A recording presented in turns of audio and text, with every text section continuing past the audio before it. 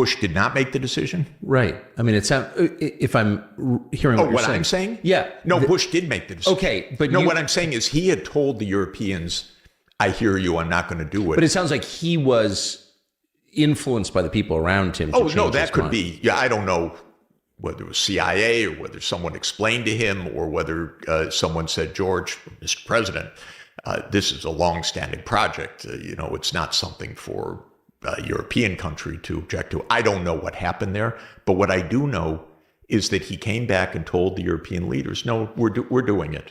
They said, no, we're not doing it.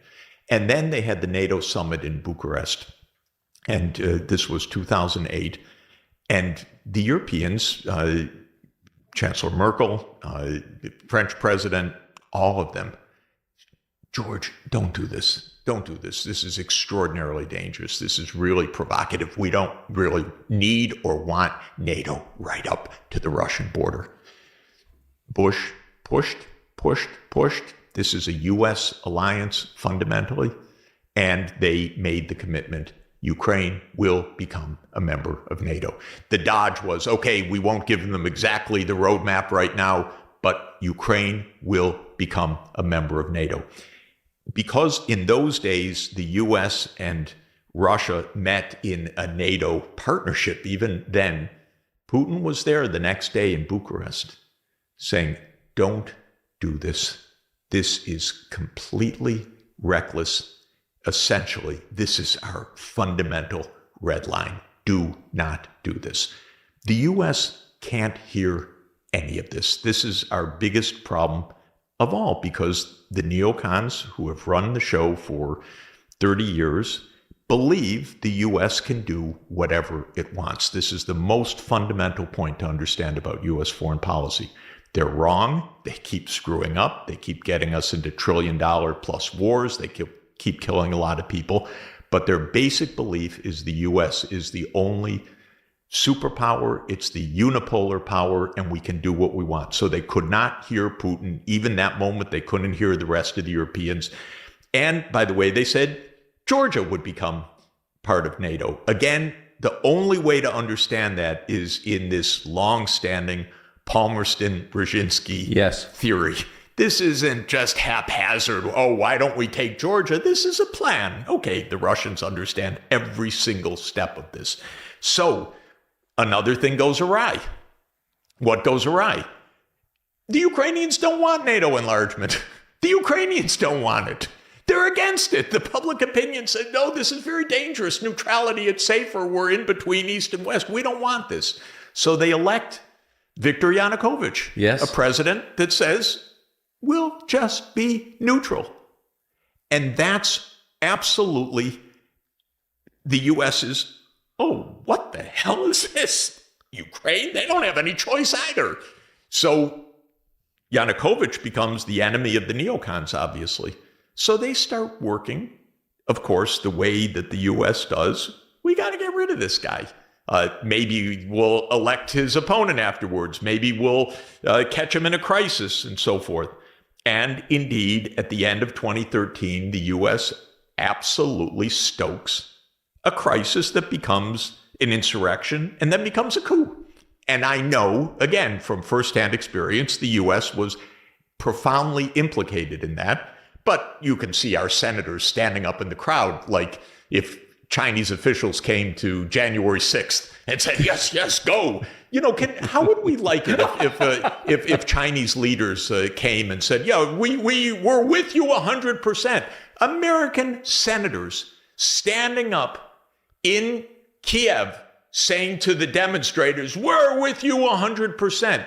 Victoria Nuland famously passing around the cookies, but it was much, much more than the cookies, I can tell you. And so the U.S. conspired with a Ukrainian right to overthrow Yanukovych, and there was a violent overthrow in the third week of February of 2014. That's when this war started. This war didn't even start in 2022. It started in 2014. That was the outbreak of the war, was a violent coup that overthrew a Ukrainian president that wanted neutrality.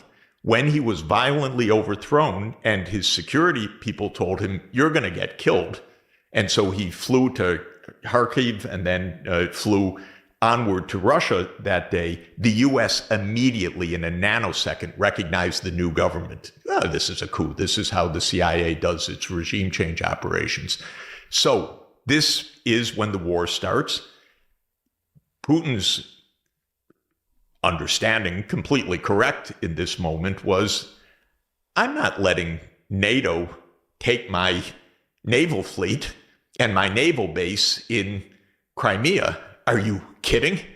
The Russian naval base in the Black Sea, which was the object of the Crimean War, and yes, in its way is the object of this war, in Sevastopol, has been there since 1783. And now Putin's saying, oh, NATO's going to walk in? Hell no. And so they organize this referendum of this is a Russian region, and there's an overwhelming support. We'll stay with Russia, thank you, not with this new post-coup government. An outbreak breaks out in the eastern provinces, which are the ethnic Russian provinces in the Donbass and Lugansk and Donetsk.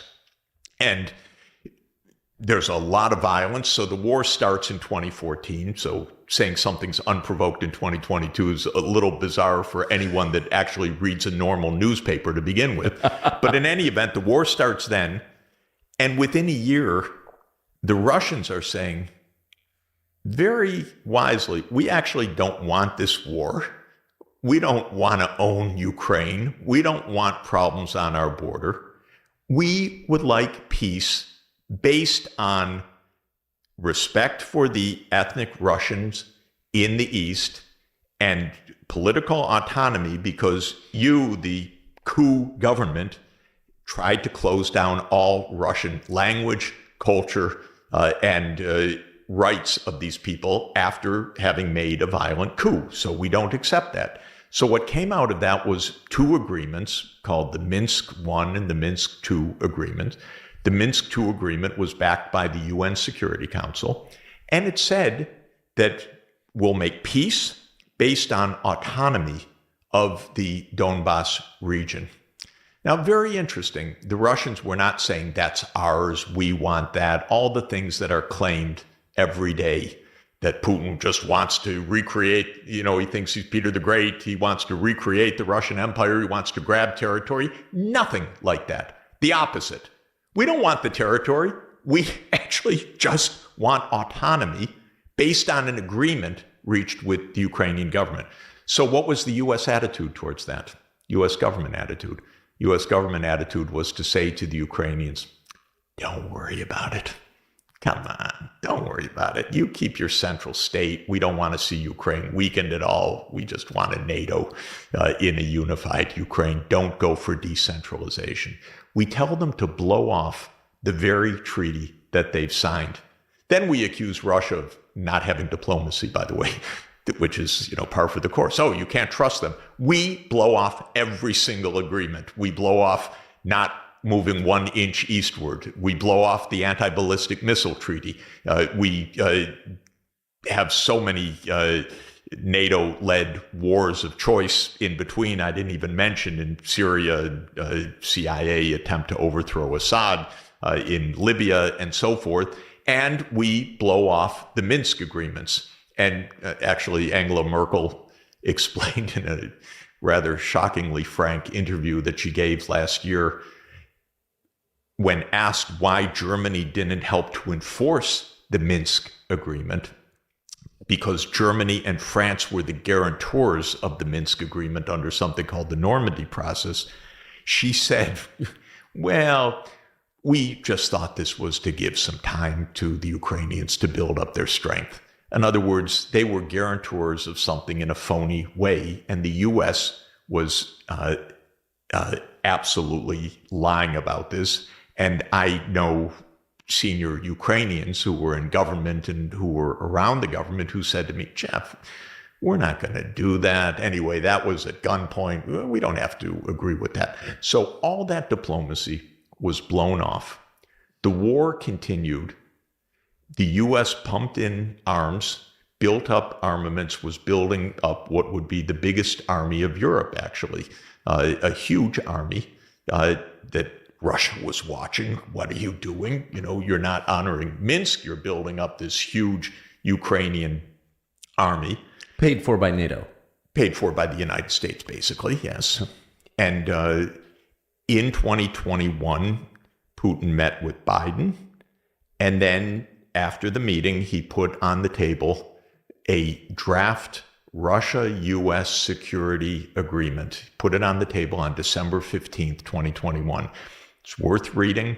Very plausible document. I don't agree with some of it. It's a negotiable document, something you would negotiate.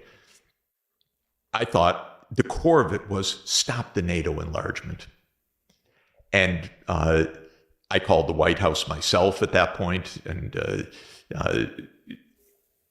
said, don't have a war over this. Who'd you talk to? I talked to Jake Sullivan, and I said, don't have a war over this.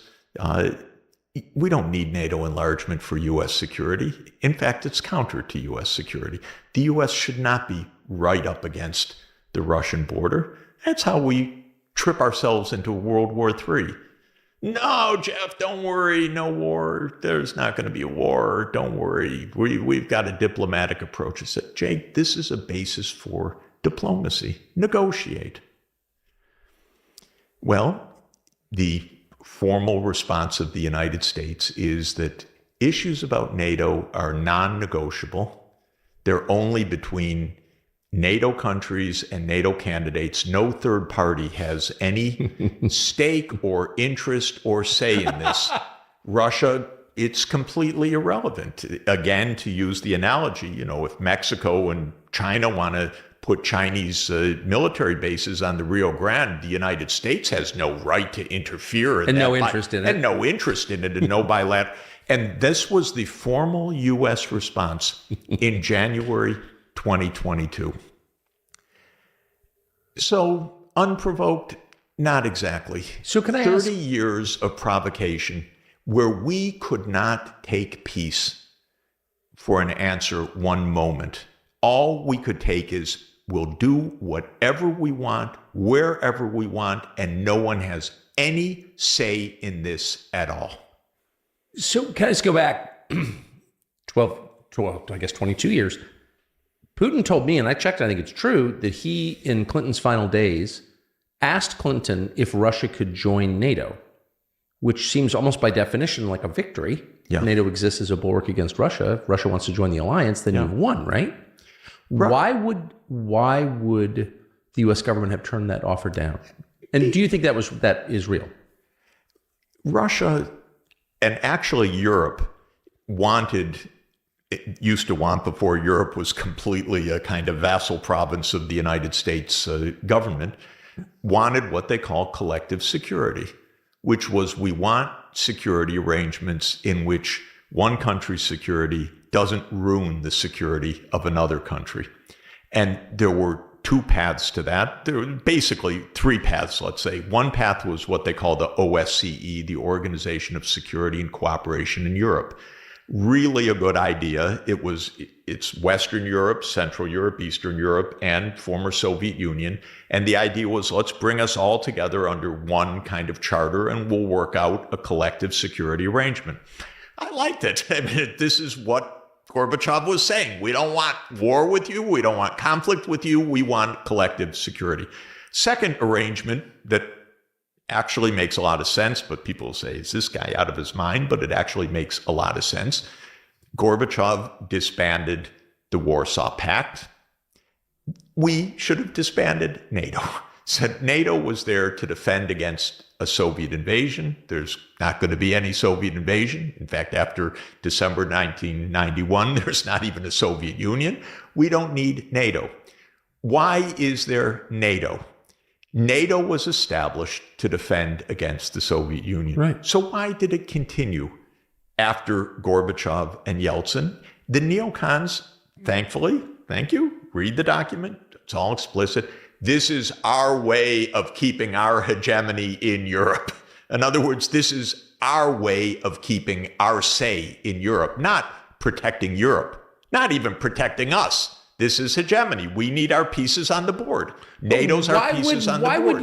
Why would Germany allow foreign troops garrisoned on its soil for 80 years? I don't understand. Why would European countries allow that? Would you want foreign troops in your town?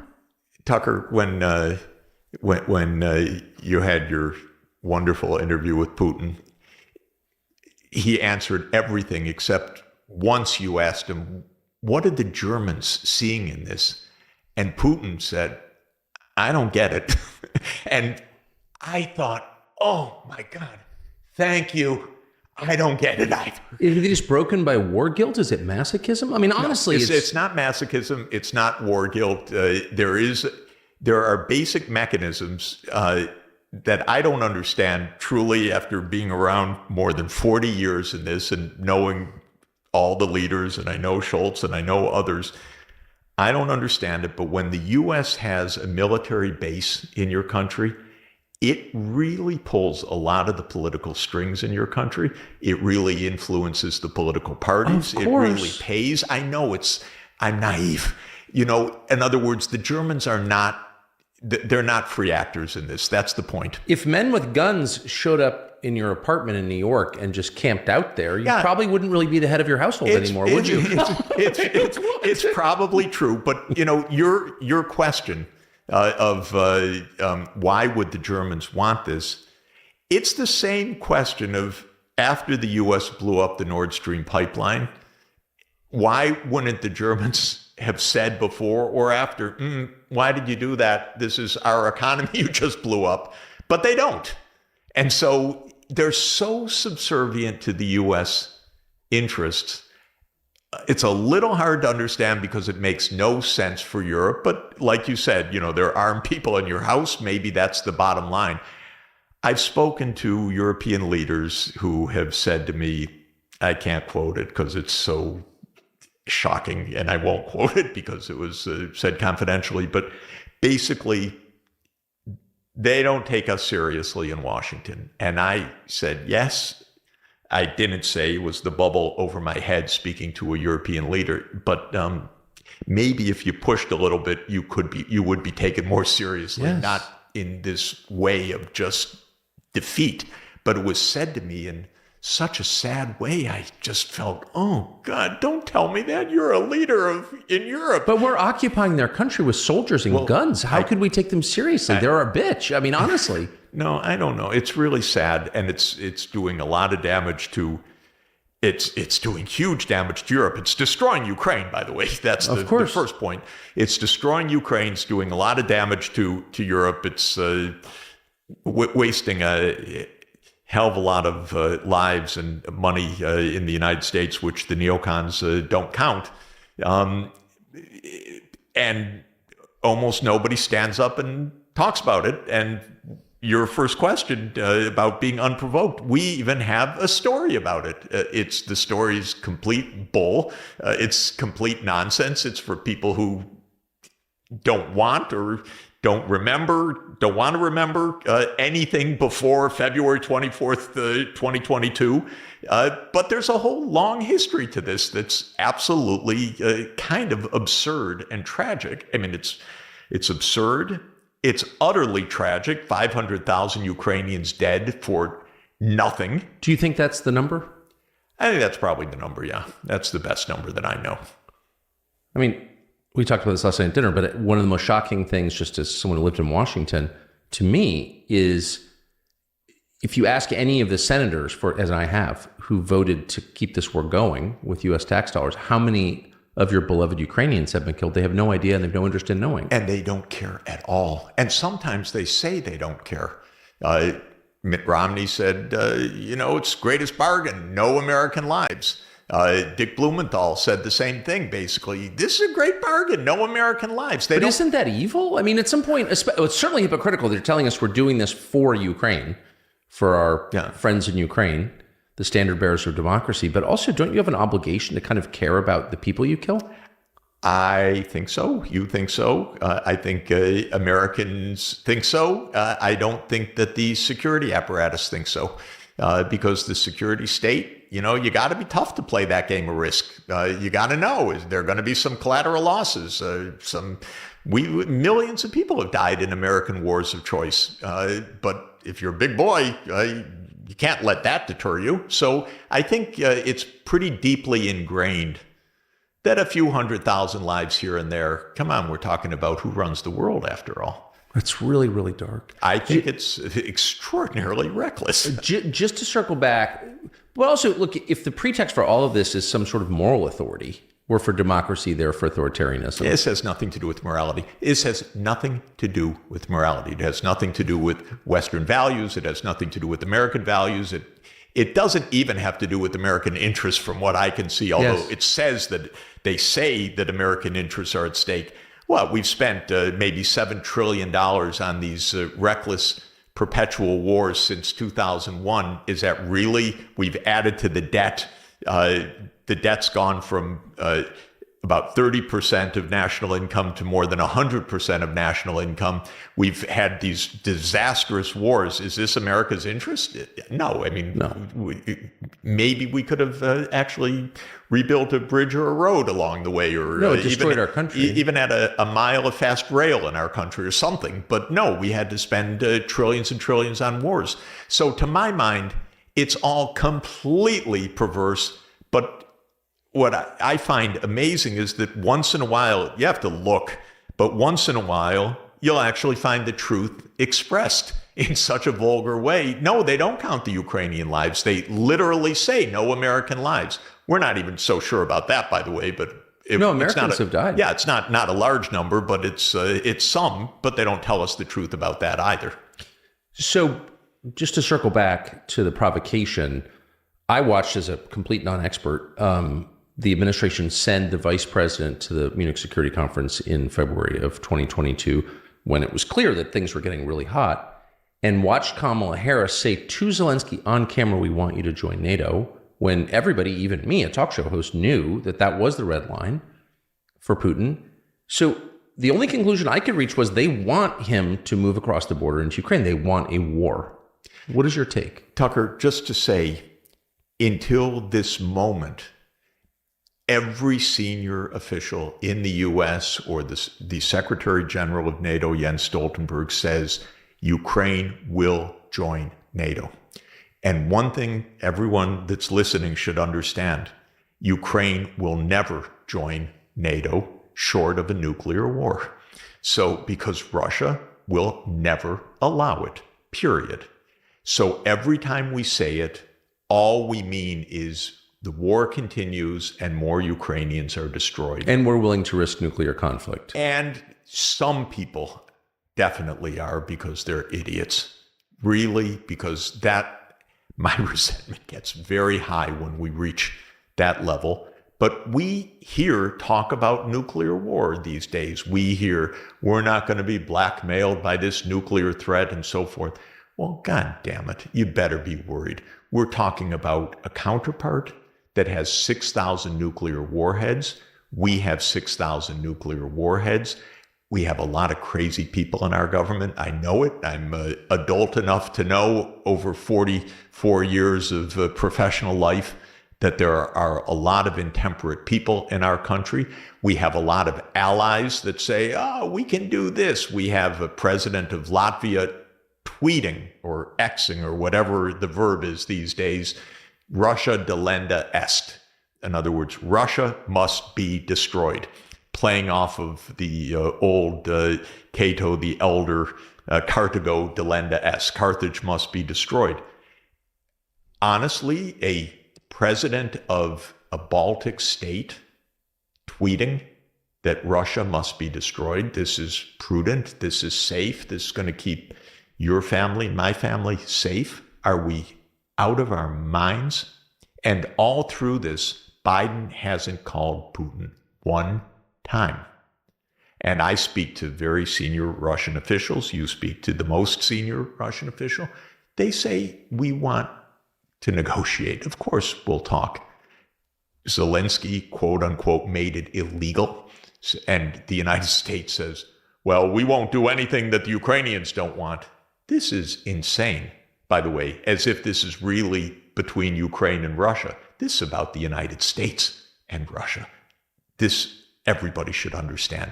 This isn't even about Ukraine and Russia. This is about the U.S. being in Ukraine and Russia. So the ones that need to talk are Biden and Putin, period. And I keep saying, if I may say it again just now, I keep saying to Biden, if you want to use my Zoom account, please use it. I'll lend you my phone. You make the call. Start negotiations. I don't like my family being at risk of nuclear war. Why won't they? Because they believed up until now, I think they can't quite believe it now, they believed up until now that they would get their way through bluff or superiority of force or superiority of finance. They gambled because they were gambling with someone else's lives, someone else's country, and someone else's money, our money, taxpayer money, but they were gambling not with their own stakes, but they were gambling. They're not very clever. They gambled wrong all along. Putin said no. For us, this is existential. For you, it's a game, apparently the game of risk. You need your piece on that board, as if American NATO forces in Ukraine is somehow existential for the United States as opposed to a neutral Ukraine.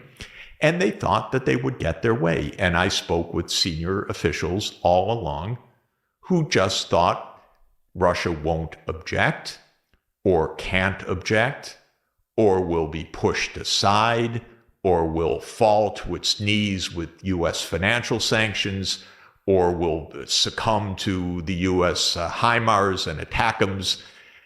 Just one absolutely naive idea after another. But you might ask me, how can they have such naive ideas? Well, that was my question, yes. And I'm sorry to put words in your mouth, but I would say, well, I'm old enough to remember Vietnam. I'm old enough to remember trying to overthrow Bashar al-Assad. I'm old enough to remember Libya. I'm old enough to remember Afghanistan. We screw up nonstop. This is not clever, what we're doing. But the people, what's so interesting, so you've been an academic your whole life. I think you're one of the youngest tenured professors at Harvard, but you've also been, I think uniquely, a diplomat, on and off, mostly on, for decades. So you know the people who are making U.S. foreign policy personally well. And the quality of the person engaged in that seems to have declined just dramatically. I think that's true, by the way. I think it's true in general of American politics. Maybe it's an illusion, but when I was a kid in college, I did my summer internships in my senator's office, Senator Phil Hart. He was a man of great integrity, of great intelligence. He was a Democrat, but he had lots of Republican friends and colleagues. There were big people there, and they were serious people. Fulbright and Frank Church and really wonderful, impressive people. Chuck Percy, Lugar, really impressive people who wanted the U.S. to do right, to do good. And I admired them, and it was on both sides of Republican and Democrat. And you feel it's not like that right now. It's really not like that right now. And I don't see it. I don't see wise people on either side. I hate to say that. Yeah. I don't think it's a partisan divide. They all seem crazy and dumb to me.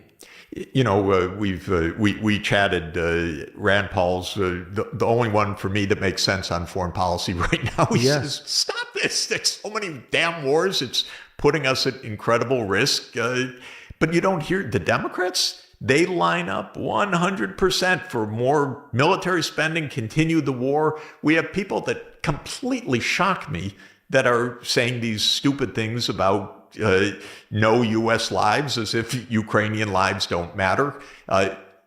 Nobody wants to talk about negotiation. No one says anything honest. No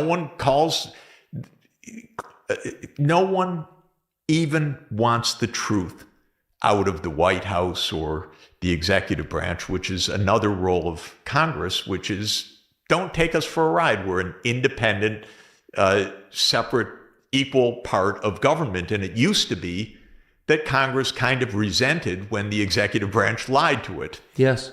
You don't see that They resentment. crave the lives. You don't see that resentment. You see partisanship. If it's a Republican president, then the Democrats go after him. If it's a Democratic president, Republicans.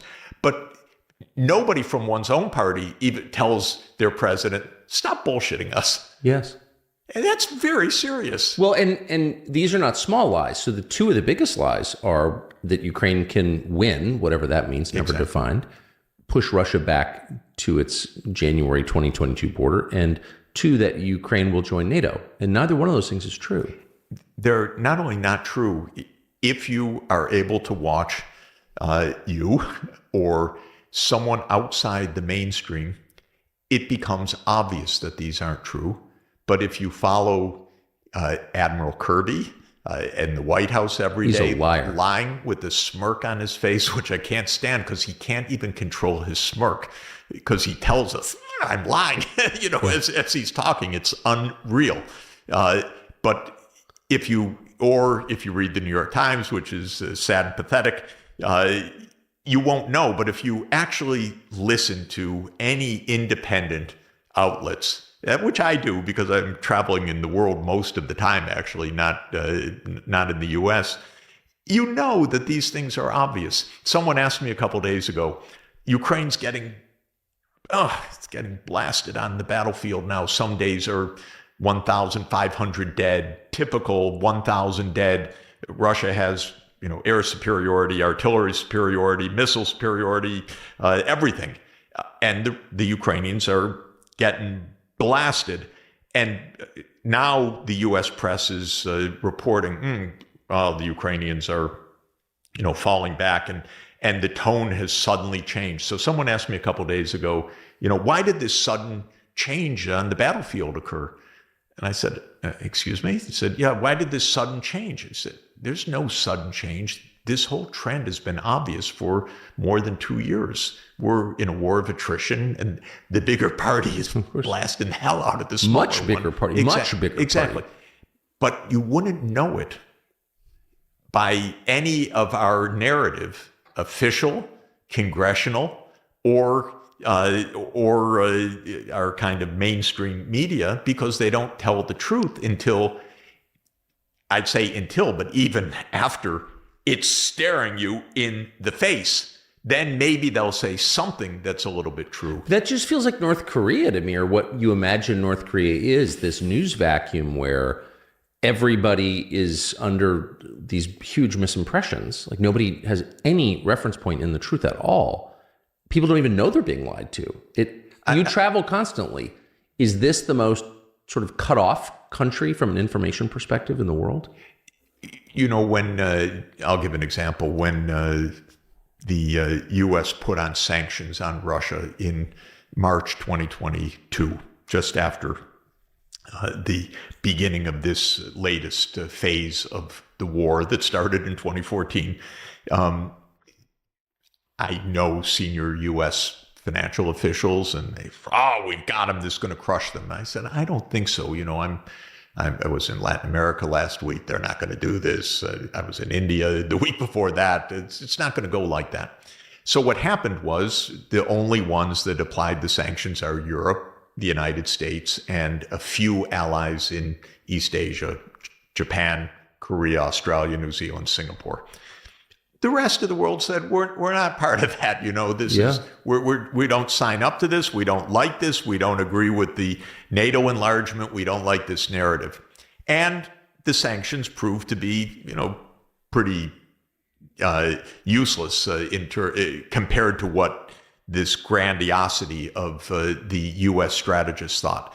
So it comes to this question, what does the rest of the world think? The rest of the world doesn't think much of the United States, what it's doing. It seems to them is a bizarre country. Why are you pushing NATO enlargement? Why are you bringing us into your war? We don't really want this. Interestingly, most of the rest of the world is not against the United States, by the way. They said, just don't make us choose all these things. This isn't our battle, and we don't even like what you're doing. Just make peace, calm things down, And we don't want bad relations. So it's not as if the world's antagonistic. But Washington does not get this at all. I probably speak to more speak to a lot of world leaders in developing countries all the time. It's my job as a development economist. So I'm talking to world leaders, foreign ministers, heads of state, and so on. And I know their understanding and position very clearly. I don't know whether the White House or Blinken or anyone else in the administration understands even these basic points. But it was obvious to me. Do you know obvious Blinken? To me. A little bit. Not well. It seems from the outside, it seems like Blinken is a driving force. I doubt it. Who do you think is? I think this is a big, deep project of the security apparatus that goes back 30 years. I think the CIA continues to be a driving force. I don't know. National Security Council is obviously a driving force. The Pentagon's obviously a driving force. The Armed Services Committees. It's not one individual, but it's a project that is long dated and it doesn't turn. And we don't have a president that's very flexible of mind. We don't have a president that is, on top of any of this, it seems to me. Not a nimble president. Yeah, not nimble, not effective, not necessarily in charge, not necessarily making decisions. I don't really know. But what I do know is that it's not improv. It's a rudder that's stuck, I would say. In other words, they can't do something different. And what is improv is that the last thing they tried didn't work. So now they need to quickly improvise something else as the rudder is stuck, so we continue on the same destructive path. And it's not working. So, oh my God, we've got to do something else. That's the improv part. But what is not changing is goals, direction, strategy, or this most basic point, which for me is a kind of, it sounds so simple-minded, but I actually, from a lifetime of experience, really believe in it. We don't talk to the other side. We also seem to be huffing our own gas a bit, believing our own lies. We believe that we need to lie because maybe if your rudder's stuck and you're the skipper, you have to say, full speed ahead. In other words, if you can't move the rudder, you have to give some self-justification for why we continue towards disaster. So, for example, since you are an economist, the economic effects of kicking Russia out of SWIFT, et cetera, right, of these very serious sanctions imposed against Russia 2.5 years ago, big picture, it seems like that's a country with an economy based on natural resources and manufacturing. Ours is largely an economy based on finance, lending money and interest, and real estate. Right. Which is more durable? Which is more real? That's my perspective. What's your sense of it? Well, I think the basic point on the sanctions is if you have oil, if you don't sell it to Europe, you can sell it to Asia. Well, yeah. And it wasn't so hard, and they figured that out. Even I know that, though. They figured out how to get those tankers in. They figured out how to get insurance cover, and they figured out how to do it. And they're making a lot of money, and the sanctions didn't have any effect. And what they also didn't understand, and I think it's also important for people to understand, in all of this neocon strategizing, they had this glimmer of insight, and actually Zbig Brzezinski was very good on it. He said, by all means, the one thing never to do is to drive Russia and China together. Well, exactly. And he said very explicitly, and he says in 1997 in his book, The Grand Chessboard, I think it's called, he says, but this is so unlikely. This would be so crazy to do. And this is exactly what these dunderheads have done.